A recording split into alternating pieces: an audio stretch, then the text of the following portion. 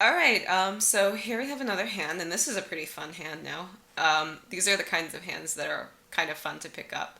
Uh, we have a very, very good hand. Just counting high cards, we have 21 points.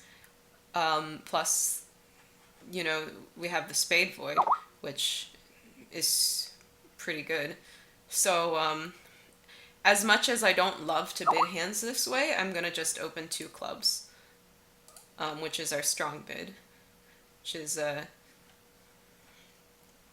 I think this hand is just a little too strong to open one heart. Some Canadians would disagree with me. I've seen Canadians open some pretty strong hands at the one level. Um, anyway, so it went two clubs, two spades. Unsurprisingly, my lefty did have a spade overcall. And my partner doubled, which, I honestly don't remember if we have discussed what this bid means recently. With most partners, I would play that the double is shows a very bad hand. Um, the good news is that we can still make game opposite a very bad hand. Um, this is one of those auctions that even with like somewhat established partners, you don't often talk about because they don't bid over your two clubs that often. But it's good to have agreements here. If my partner passed and it went pass and I doubled, I think most people do play this as takeout. If South bids three spades, I would hope that my double would be takeout. Uh, it might just be right for me to bid four hearts, to avoid a potential bidding misunderstanding and just talk about it later. That's generally my policy when I'm not sure if my partner and I are going to be on the same page, is that I just try to make the safest bid. Um, but on this hand, if righty passes, I am just gonna bid three hearts. The way that most people play two clubs is that it's game forcing, unless you rebid two no trump. So even if partner has like a four triple three Yarborough, then they would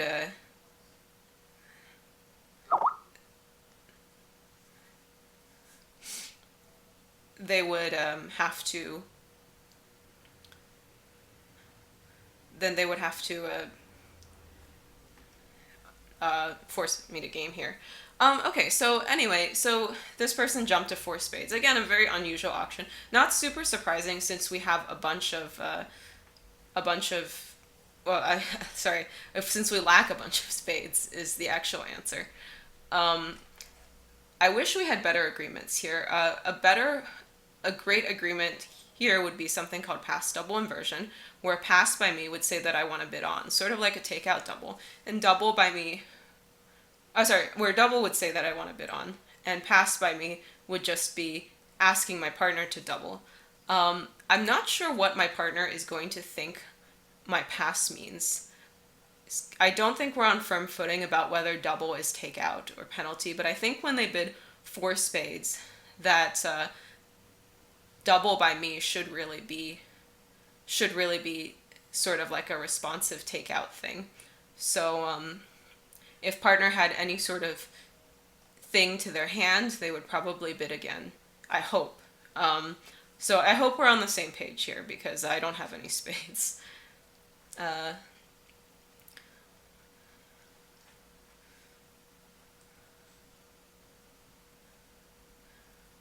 and if partner is actually broke, then we don't really want to be playing at the five level because we won't be able to take any finesses or anything.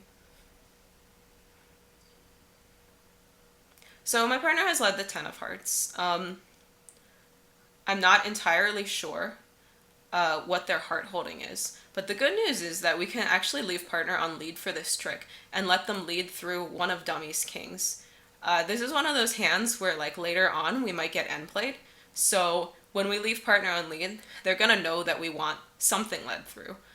They may not know exactly what they want led through, but as long as they lead something through, then we're not gonna get end played because we have will be able to get out in whatever suit. And partner's just going to look at their hand and sort of try to figure out uh, what I might want led through based on their hand. Um, if partner really has like nothing at all, um, then they might have some uncertainty. But they might have a little bit of clue on the auction. Standard leads here. Down carding.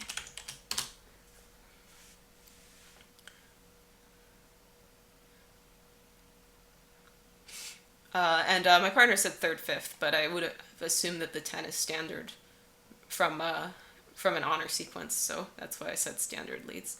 Um,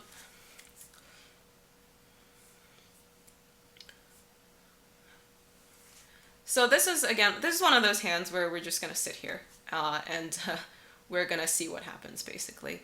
A lot of my defense is like this, where I just kind of, wait to see what partner does because you can't really control what your partner does. So my partner played the deuce of clubs to me. So I'm going to play the jack because we play attitude shifts. So my partner's deuce should really show that he has something in clubs. He may have just been giving me count, but regardless, it's not really going to cost to play the jack here, I don't think, because declare won't be able to get enough pitches in the diamond suit for it to matter.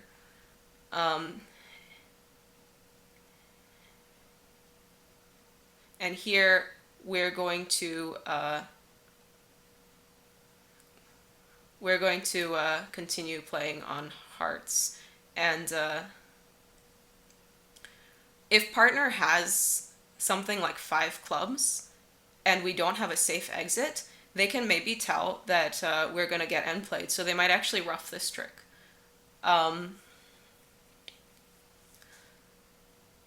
If partner doesn't have 5 clubs, for example, if they started with only 3 clubs, then they would know that we are not in any danger of getting end played, so that we have a safe diamond exit.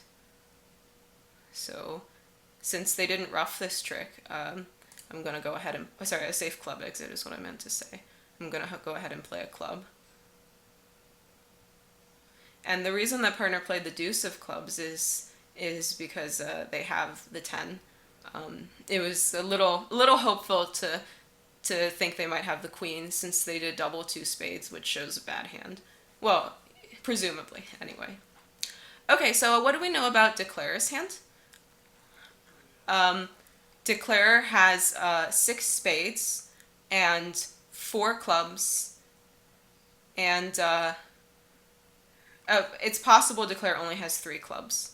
I don't think anyone would really overcall 2 spades on only 5 spades here. So I'm just going to play the queen because I don't think that it's really going to matter. And if we trust partners carding for us, then Declare has 3 spades. 4 clubs. So they could be 5, 4, 2, 2. Oh, hold on. They could be 6, 4, 3, 1. Well, this wouldn't be the case, right? So since they've already turned up with 3 hearts. So if they have 6 spades, then they would have 3 clubs and 1 diamond. If they only have 5 spades, 3 hearts, 4 clubs, and 1 diamond, I mean, I don't know anyone who would be bidding on less than.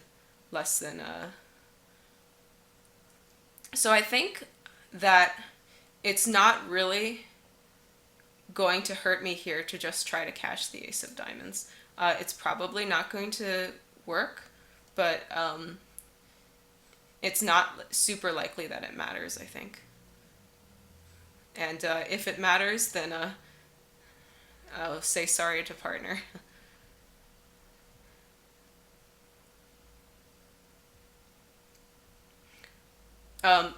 I don't expect partner to have a spade trick here, but the way Declare is playing this hand, It looks like they started out with they did start out with five spades, three hearts, four clubs, and one diamond. So the nine of clubs is good, and what they're trying to do is they're trying to to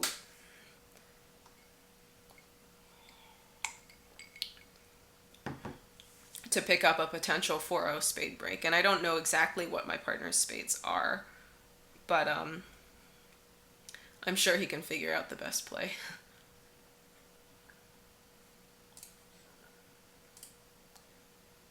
And we do know that the king of diamonds, even though we set it up, it's not really going to help. Declarer is all spades now. And we can start with our post-hand analysis. It's looking like we had exactly one entry to partner's hand with the ten of hearts. That would have allowed us to take the diamond finesse. Unfortunately, we would still have a bunch of losing diamonds to deal with, and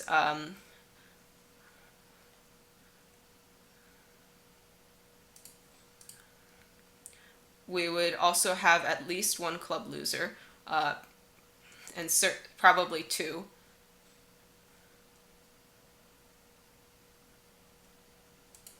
So it looks like we did well to double them in four spades, because I don't think we're making even four hearts.